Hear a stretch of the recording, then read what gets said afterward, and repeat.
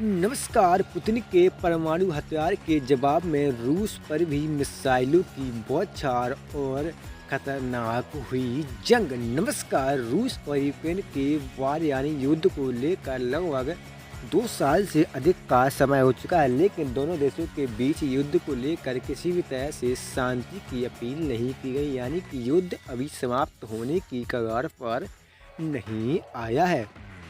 दोनों देशों के बीच में जो वार यानी कि युद्ध चल रहा है उसको 2 साल से अधिक का समय हो चुका है और अभी युद्ध समाप्त नहीं हुआ है। तो आखिर किस तरह से यूक्रेन और रूस हार मानने को तैयार नहीं है और परमाणु हथियारों को लेकर भी दोनों देश तैयार, और कहा जा रहा है कि कोई भी देश यानी कि रूस और यूक्रेन पीछे हटने के लिए तैयार नहीं, और परमाणु हथियारों को भी को लेकर भी बड़ी खबर सामने आई जब से अमेरिका ने यूक्रेन को रूस के ऊपर परमाणु जैसे और अन्य हथियारों को अटैक पर करने की मंजूरी दी है, जब से रूस और भी खतरनाक हो गया है।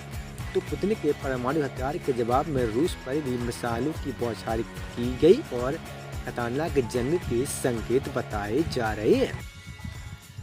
रूस और यूक्रेन के बीच करीब 3 से चल रही जंग और खतरनाक हो गई है। जी हाँ, गुरुवार यानी कि पहले व्लादिमीर पुतिन के आदेश पर रूसी सेना ने परमाणु युद्ध में इस्तेमाल किए जाने वाले अंतर महाद्वीपीय मिसाइल का इस्तेमाल किया, और यूक्रेन ने कहा कि युद्ध शुरू होने के बाद यह पहली बार है जब रूस ने ICBM का इस्तेमाल किया। वहीं रूस पर भी मिसाइलों की बौछार हुई और रूस ने भी जवाब में कहा कि हम आगे अगर अमेरिका और तरीके से प्रदर्शन करता है और यूक्रेन का साथ देता है तो हम परमाणु का उपयोग करने से भी पीछे नहीं हटेंगे, क्योंकि रूस का कहना है कि अगर रूस पर किसी भी तरीके से कोई संकट आया जो देश के लिए ज़्यादा हानिकारक होगा तो हम परमाणु का उपयोग भी कर सकते हैं।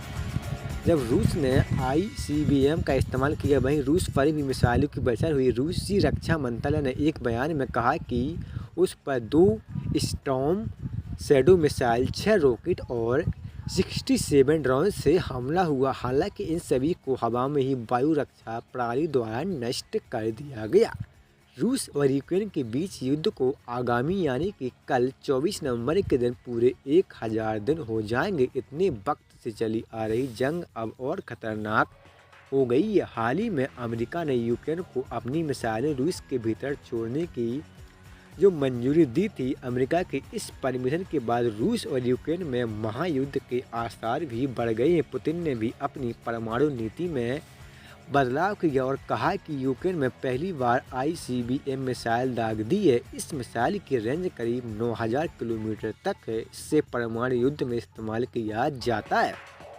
फरवरी 2022 में शुरू हुई इस जंग में पहली बार यह है कि ये मिसाइलों का उपयोग किया गया है और दोनों ही देश पीछे हटने के लिए तैयार नहीं है। और पुतिन ने तो यहाँ तक भी कह दिया है कि हम यूक्रेन पर अगर बात आए तो परमाणु का उपयोग भी कर सकते हैं।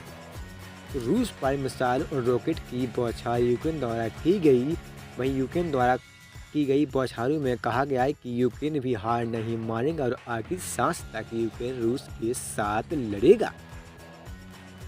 तो रूसी रक्षा मंत्रालय ने कहा कि उसकी वायु रक्षा प्रणाली ने ब्रिटेन में 2 स्टॉर्म शैडो मिसाइलों और 6 अन्य रॉकेट एवं 66 ड्रोन को नष्ट कर दिया, और साथ ही यूक्रेन पर भी ICBM मिसाइलों से अटैक किया गया। इससे पहले यूक्रेन ने कहा कि रूस ने बीती रात यूक्रेन शहर डिनिप्रो को निशाना बनाकर युद्ध में पहली बार अंतर महाद्वीपीय मिसाइल का इस्तेमाल किया। इस तरीके से दोनों देश पीछे हटने को तैयार नहीं है और अमेरिका के हस्तक्षेप की वजह से यह वार यानी यह युद्ध दोनों देशों के बीच और भी खतरनाक हो गया है। क्या यह युद्ध 2025 तक खत्म होगा? क्या यूक्रेन या रूस, कौन सा देश पीछे हटेगा? और क्या यूक्रेन रूस के सामने कब तक जंग में टिक पाएगा? क्या अमेरिका भी सामने खुलकर आएगा? प्लीज़ कमेंट बॉक्स में लिखिएगा। युद्ध कब तक होगा या कब रुकेगा?